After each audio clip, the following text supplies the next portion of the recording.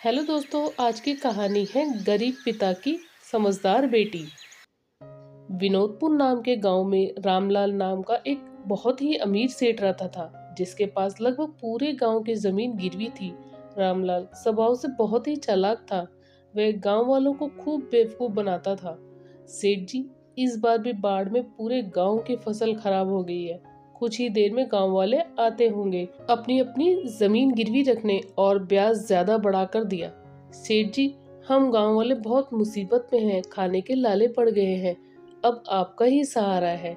सेठ जी, हमारी जमीन है, गिरवी रखकर हमें रुपए दे दीजिए, बड़ी मेहरबानी होगी। हम लोग तुरंत खेती शुरू करके फसल उगने पर फसल बेचकर जो पैसा मिलेगा उसमें से आपको पैसे देते रहेंगे और कुछ ही समय में आपके पैसे जमा कर देंगे और अपना खेत छुड़वा लेंगे। किसानों को अपनी बीवी बच्चों का पेट पालने के लिए गांव के लाला के पास अपनी जमीन गिरवी रखवाकर पैसे उधार लेना पड़ा, ताकि 2 वक्त की रोटी नसीब हो सके। इस तरह सभी किसान लाला जी के पास गए और अपनी जमीन गिरवी रखकर लाला से पैसे उधार ले लिए। सेठ जी कहता है, मैं तुम सबको 3 साल का समय देता हूँ, तब तक पूरे पैसे चुका देना, नहीं तो तुम्हारी जमीन मेरी हो जाएगी। हिसाब बनाकर इन सबको समझा दो और अंगूठा लगवाकर उधार के रुपए दे दो। सभी गांव वाले अंगूठा लगाकर उधार के पैसे लेकर चले गए। उनमें से एक उमेश नाम का किसान, जिसकी मंजू नाम की एक बेटी थी। मंजू बहुत ही तेज दिमाग की थी और बहुत ही समझदार भी। मंजू की माँ नहीं थी। बचपन से ही उमेश ने अपनी बेटी को पाल पोस कर बड़ा किया था। उमेश ने भी अपने खेत गिरवी रख दिए। वह गिरवी खेत में फसल उगाता और पकने पर बेच देता। बेचने पर जो पैसा मिलता वह उसे 3 हिस्सों में बांट देता। एक हिस्सा सीट का, दूसरा हिस्सा घर के खर्चे, तीसरा हिस्सा बेटी की शादी के लिए रख देता। एक दिन सेठ जब अपने पैसे लेने आया तो मंजू कहती है, सेठ जी, बापू बाजार गए हैं, थोड़ी देर तक आएंगे। सेठ मंजू को देखकर हैरान रह जाता है। तभी उमेश आता है और कहता है, अरे सेठ जी आप, अरे मंजू बिटिया, सेठ जी के लिए लस्सी बना लो। नहीं, बस पानी से मेरी प्यास बुझ गई। ला, तुम मेरे इस महीने के ब्याज के पैसे पकड़ा। वैसे उमेश, तेरी बिटिया तो सियानी हो गई है, इसकी शादी का कुछ सोचा है या नहीं? सेठ जी, मैं इसके लिए एक अच्छा लड़का और परिवार खोज रहा हूँ। जैसे ही कोई अपनी बराबरी का रिश्ता मिलेगा मैं इसके हाथ पीले कर दूंगा। इधर अब खेतों में नई फसल लगने का समय आया। तब उमेश ने अपने खेत में फिर से नई फसल की गुड़ाई कर दी। कुछ समय तक तो सब ठीक चल रहा था, फसल भी पकने को थी कि अचानक मौसम ने करवट ली और तेज बारिश शुरू हो गई। बारिश इतनी हुई कि फसल खराब हो गई। सब बहुत दुखी और मजबूर थे। अब क्या करेंगे, फसल तो फिर से खराब हो गई। सेठ का ब्याज भरते भरते दुखी हो गए हैं।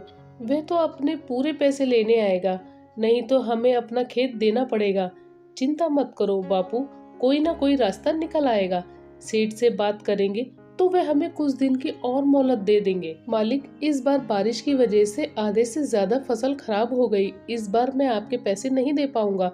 मुझे कुछ समय की मोहलत और दे देते तो आपकी बड़ी मेहरबानी होती। यही सही मौका है इसकी बेटी का हाथ मांगने का। देखो उमेश, पहले ही मैं काफी समय तुम्हें उधार के रुपए दे चुका हूँ। अब एक ही रास्ता है जिसमें मैं तुम्हारा सारा कर्जा माफ कर सकता हूँ। अगर तुम अपनी बेटी की शादी मुझसे कर दो। उमेश, ये कैसे हो सकता है मालिक? भला मैं अपनी बेटी की शादी आपसे कैसे? आपकी उम्र और मेरी बेटी की उम्र में जमीन आसमान का फर्क है। इतना सुनकर सेठ गुस्से में आ जाता है। आप मेरे बापू के सीधेपन का फायदा उठा रहे हैं कि मैं जमीन पर पड़े इन तमाम पत्थरों में से काला और एक सफेद पत्थर उसे खाली मटके में डालूंगा, फिर बिना उसे मटके के अंदर देखे उसमें डालकर कोई एक पत्थर बाहर निकलेगा। यदि पत्थर सफेद हुआ तो उमेश, तुझे अपनी बेटी की शादी मुझसे करवानी होगी और तेरा सारा कर्जा भी माफ। और यदि काला पत्थर निकला तो मैं तेरी बेटी से शादी नहीं करूंगा और तेरा सारा कर्जा भी माफ कर दूंगा। मुझे आपकी शर्त मंजूर है सेठ जी। और ये तो मंजू जानती थी कि सेठ एक मक्कार इंसान है, कोई ना कोई मक्कारी जरूर दिखाएगा। सेठ ने नजर बचाते हुए तल्ले में काले रंग की जगह सफेद रंग के 2 पत्थर मटके में डाले। उमेश की बेटी सेठ की हरकतों को अच्छे से देख रही थी और उसे पता चल जाता है कि सेठ धोखा दे रहा है। अगर सच बोल दूंगी तो सेठ को कर्जे के सारे पैसे देने होंगे। यदि नहीं बताया तो मुझे इसके साथ मजबूरन शादी करनी होगी। मुझे जल्दी ही उपाय सोचना होगा। मंजू इस स्थिति में अपना धैर्य बनाए रखती है और ठंडे दिमाग से काम लेती है। तभी उसके दिमाग में एक विचार आता है। वो सेठ के कहने पर मटके से पत्थर निकालने चली जाती है। वो बिना देखे मटके से एक पत्थर निकालकर जैसे सेठ को देने जाती है, उसी समय वो झूठ मूठ कर जमीन पर गिर जाती है, जिस वजह से उसके हाथ का पत्थर जमीन पर पड़े हुए तमाम पत्थरों से मिल जाता है। ये देखकर सेठ चिल्ला उठता है, अब कैसे पता चलेगा कि तूने मटके में कौन से रंग का पत्थर निकाला था? तभी मंजू कहती है, उसका रंग काला था। मैं कैसे मान लूं? ये हो ही नहीं सकता, तू झूठ बोल रही है। उसे निकाल कर देख लो, यदि पत्थर सफेद हुआ तो ये साबित हो जाएगा कि मैंने काला पत्थर निकाला था। मंजू की यह बात सुनकर सेठ हैरान हो जाता है, क्योंकि उसे पता था कि मटकी में तो सफेद ही पत्थर है, काला तो है ही नहीं। वो अपने बिछाए जाल में खुद ही फंस जाता है। मंजू मन ही मन मुस्कुराने लगती है। सेठ वहां से उदास मुंह लेकर घर लौट जाता है। अपनी बेटी की होशियारी पर आज सचमुच उमेश को अभिमान था।